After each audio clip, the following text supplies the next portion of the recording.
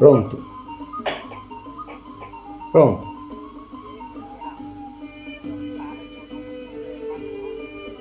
Vabbè. Il telefono mi chiamano, io sono in diretta.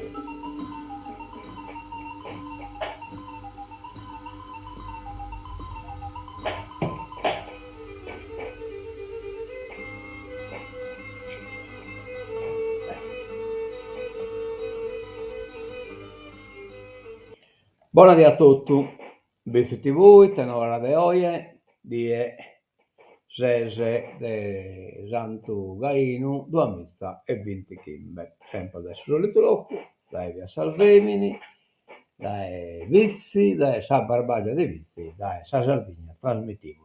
Poi tutto il mondo, che come il degai chi su web non va al limite di ripetizione, cioè non va bisogno di ripetitore, finché ripetiti in tutto il mondo. Bene. Vediamo un poco come si presenta Sadieo, e si presenta tabella, dai Manzano, ecco quello bello limpio, uno biaitino che incornicia Saida bella nostra, e che viene susarto, insomma, fotografia un pacchetto più larga.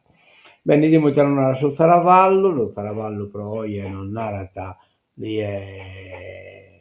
che sono le preno tutto sadie, insomma, poi non scorri pure a tardi verso le 9 presenta qualche cosa che non arriviamo solo a Sasotto. 22 gradi la temperatura massima, 12 gradi la minima.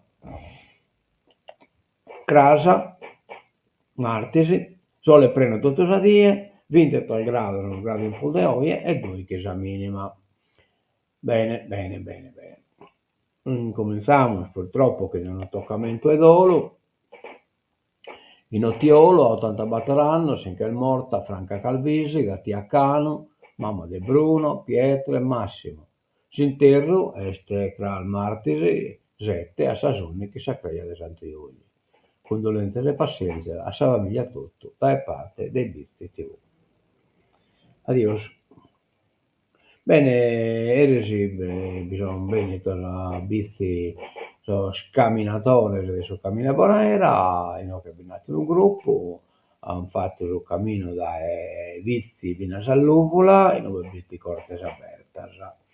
Ecco, che stanno si ne preparando a partire, tranquillo adesso passa panchina, devo ti spiegare come in tutta la cosa. Intanto eri in Santo Ioanne, vitti già soprando essa est di Santo Ioanne, erano arrivati a scadere e chi no, non bravo poi a carattere al massimo e caino che la linea bitti ma in altri due essa proprio su piazzale la linea non bivitti quindi non ho potuto trasmettere diretta mentre si hanno colato sia poi in qualche maniera a marranzare che non ripetitore da segnare ma questa via non è stato possibile. Bene, andiamo a soggiornale, cominciamo subito, orone, rapina nella tabaccheria, un arresto e un bandito in fuga. Sabato sera, all'ora di chiusura, bottino di poco inferiore a 3.000 euro, potete scrivere. Manca a bussare da Iannas avvocato. E lo vede che in Rune pure hanno impiccato questo sparacuedo in Ruio, vabbè, insomma, me lo sono ponendo tu e questo sparacuedo, la mia francamente, no. Noi che mi hanno ne metta. Un bottino in mettamento sul paesaggio delle Saida, che ne cosa sparacuedo.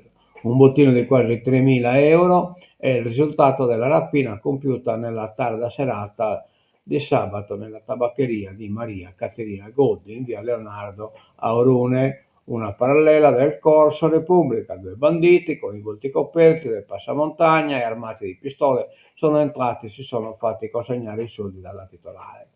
Quindi si sono dileguati per le vie del paese. Uno dei presunti rapinatori è stato già arrestato dai carabinieri e condotto alle carceri di Badua Carlos.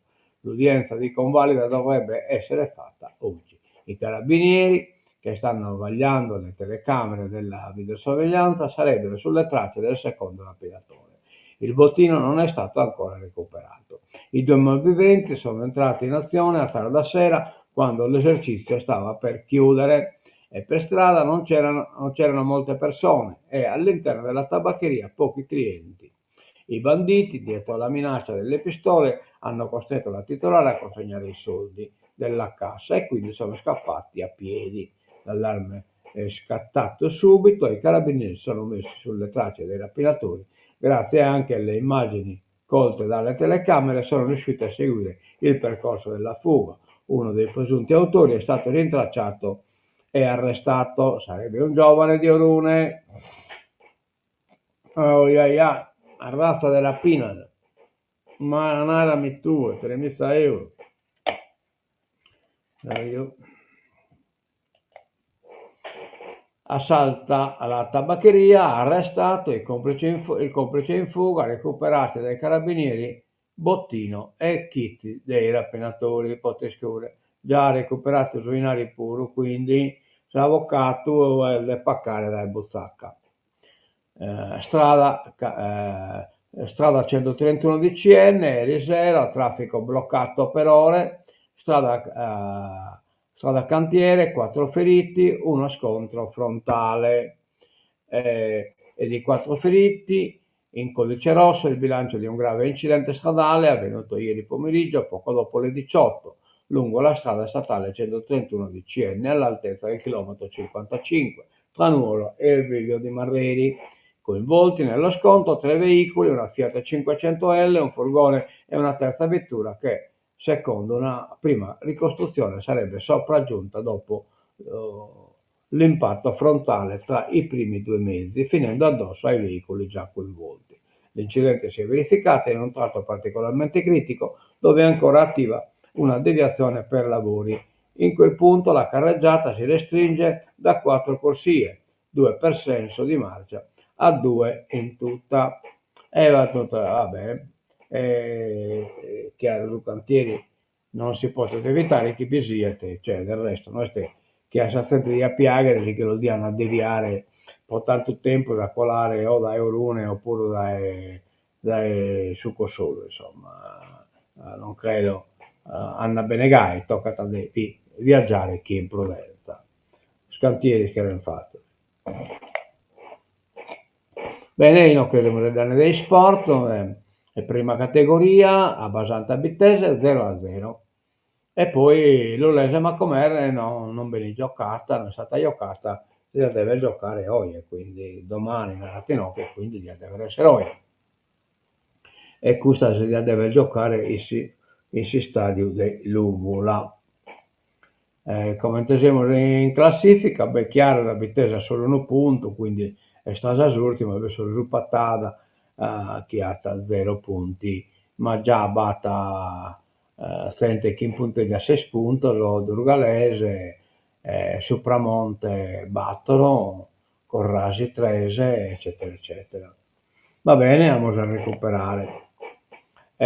Colamola su Castello, Borrelli, Caprile per il Cagliari è un punto pesante, quindi Castello ha pareggiato a Udine, in Udine Fibinghene però poi ha pareggiato. Complimenti. Bene, Arizzo, dal dolore alla rabbia, il nuorese è abbandonato, cioè dopo il caso del 46enne morto senza assistenza medica. In Arizzo purtroppo è successo che nelle sintesi umane Pittalis, interrogazione al ministro, De Rio, PD, chiede un report a Bartolazzi. Ecco qua, Bartolazzi è in via del partire, insomma, e quindi che si scusa come. La morte di Nanni Mereu, il commerciante di 46 anni, stoncato da un infarto ad Arizzo davanti all'ambulatorio di guardia medica chiuso. Ferisce la Barbagia, Mandorrisai, che è senza medici, senza assistenza e senza speranza. I cittadini insorgono, gli amministratori protestano e la gente è pronta a scendere in piazza. Perché non si può morire così. Il comitato allerta in Barbagia attraverso la portavoce Pina Cui è pronto alla mobilitazione di piazza. Venerdì alle 18:30 organizzeremo ad Arizzo una fiaccolata davanti al poliambulatorio di guardia medica in memoria di Nanni e per protestare contro le grandi carenze sanitarie del territorio, fra guardie mediche e di soccorso che non vola di notte e medici assenti sul 118. Oh yeah. Sanità il territorio è sguarnito e i medici sono sempre di meno. In 10 anni in Sardegna un calo del 16% dei camici bianchi. Mancano i medici di medicina generale, mancano le guardie mediche, chiudono nel weekend il pronto soccorso dei presidi periferici, non ci sono le case e gli ospedali di comunità. Il territorio è sguarnito, il servizio sanitario non è capace di proteggere i cittadini e spesso neppure gli operatori. Nessuno può dire se il povero 46enne di Arezzo si sarebbe salvato se avesse ricevuto immediatamente l'assistenza che non ha trovato in paese nel momento in cui è stato male.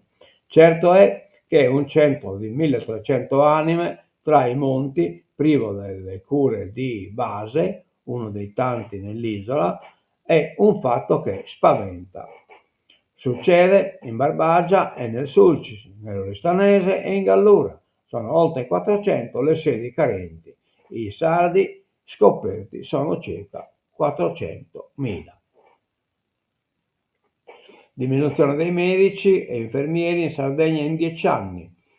Medici ospedalieri meno 4,3%, pediatri meno 25,1%, medici di medicina generale meno 16,2%, infermieri meno 1,2%. Tutto in minimata, come pare che bapata idea dell'impasto e del ponere la ricciolina manca a sanità, e cioè il PD andrebbe la scelta di 4 DG nelle ASL, ecco qua, Alessa Curdusi, non ho Tordate già a fannare. Agus, progressisti verso gli affari generali, quindi i Teachen come tornano a cambiare, torna in ASL, può accontentare sul PD, l'operazione d'impasto prende forma.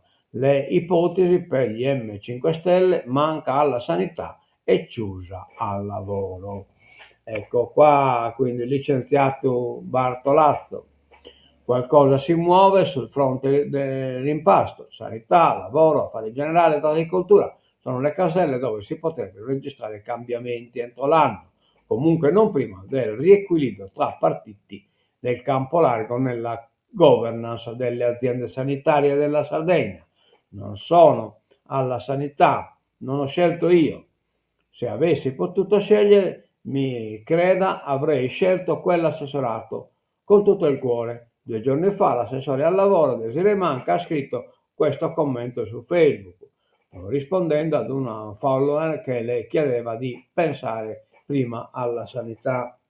Solo un post sui social, per carità, tanto più che la consigliera M5 Stelle aveva già ammesso di essere pronta a guidare l'assessorato di Armando Bartolazzi se solo glielo chiedessero, ma non ritornerebbe sulla questione se non sapesse che qualcosa stia davvero per succedere. Se Manca andasse alla sanità, al suo posto al lavoro andrebbe l'attuale capogruppo pentastellato in Consiglio regionale Michele Ciusa. Fa parte del patto stretto settimane fa all'interno dell'M5 Stelle e che la Presidente della Regione Alessandra Tolli ha deciso per il momento di tenere sulla carta. Ma siccome non si tratta di una partita che interessa solo il movimento, prima o poi la governatrice dovrà occuparsene. Le ipotesi non dovrebbero avere problema di accontentare il PD con un quarto assessorato in aggiunta al bilancio ambiente e industria, ma solo se accetterà di fare ciò che i Dem le chiedono a proposito del ricambio dei commissari ASL in scadenza a fine ottobre. Il partito, guidato dal neosegretario Silvio Lai, vorrebbe indicare almeno 4 dei 12 direttori generali, tra i quali i 2 per le ASL di Sassari e Cagliari. Il nodo dell'agricoltura esiste da un po' di tempo, ma quando i progressisti non riconoscono più Gianfranco Sata come loro rappresentante in giunta, il problema è stato sottoposto all'attenzione della Presidente, che ha assicurato l'impegno per trovare una soluzione, e cioè che Sata lo sistemare in carica SL o così via, insomma, tanto che luocare dai pedese. Bene, bene, pioggia di missili, in politica tanto non oramai, invece che pro Eraba, pro il missile, sull'Ucraina, sfiorato un treno di pacifisti italiani, attacco con 50 razzi e 500 droni. Zelensky, Putin deve essere fermato, cioè Bilosan sul drone evidentemente a Merdinu, cioè anche loro gettano in loco Ranzeno, un attacco congiunto con oltre 50 missili, tra cui gli ipersonici Kinz Yal, circa 500 droni. La Russia continua a martellare in maniera incessante il territorio ucraino. Le regioni di Leopoli, Ivano, Frankivsk, Zaporizhzhia, Cherniv, Zumi, eccetera, eccetera, sono state tutte prese di mira, ha affermato il presidente ucraino Volodymyr Zelensky, spiegando che purtroppo 5 persone sono state uccise. Il leader di Kiev è ritornato a chiedere con insistenza a Stati Uniti e Unione Europea di agire per fermare Putin, e poi ha aggiunto che abbiamo bisogno di maggiore protezione e di una più rapida attuazione di tutti gli accordi di difesa, soprattutto in materia di difesa aerea, per bloccare questo terrore, ha concluso. I bombardamenti russi hanno sfiorato anche il treno sul quale viaggiavano 110 pacifisti italiani di rientro dalla 10ª missione nel paese del MEAN, il movimento europeo di azione non violenta, di ritorno da Kharkiv. Dopo circa 3 ore di viaggio da Kiev, nell'area di Zhytomyr, sono iniziati i bombardamenti, ha raccontato ieri mattina uno dei 3 portavoce del MEAN, Marco Bentivoglio, che si trovava a bordo del convoglio. Successivamente anche nell'area di Leopoli si vedevano esplosioni molto forti, non lontane dal treno. La diplomazia italiana si è messa in moto e il ministro degli esteri Antonio Tajani ha fatto sapere che gli attivisti stanno bene e sono entrati in Polonia, dove sono stati assistiti dalla rappresentante diplomatica italiana.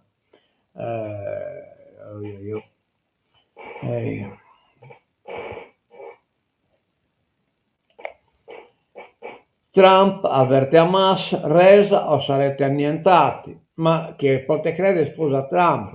Nada mi tu e manco quello di Hamas lo crede in pruso. Una viene narrata, una viene narrata un'altra. Se Hamas rifiuta di cedere il potere a Gaza, sarà annientata. È il messaggio lanciato dal presidente americano all'organizzazione palestinese alla vigilia dei colloqui nella località balneare egiziana di Sharm al-Sheikh. Il concetto, ribadito anche da Benjamin Netanyahu, che parlando ai membri del forum, che rappresenta le famiglie dei soldati uccisi in azione, il primo ministro israeliano ha spiegato che senza il rispetto della prima clausola, quella relativa al rilascio degli ostaggi, il piano di Donald Trump per un cessate il fuoco nella striscia non andrà avanti finché l'ultimo degli ostaggi, vivo o morto, non sarà trasferito in territorio israeliano. Non passeremo ad altre clausole, figurati, si scusa Nechiriata. E quindi Trump deve aspettare il posto premio Nobel per la pace, nota bene. Costretti a inginocchiarsi, derisi e minacciati con mitra, le vorrei danne adesso chi sa flotilla, bloccato dopo l'abbordaggio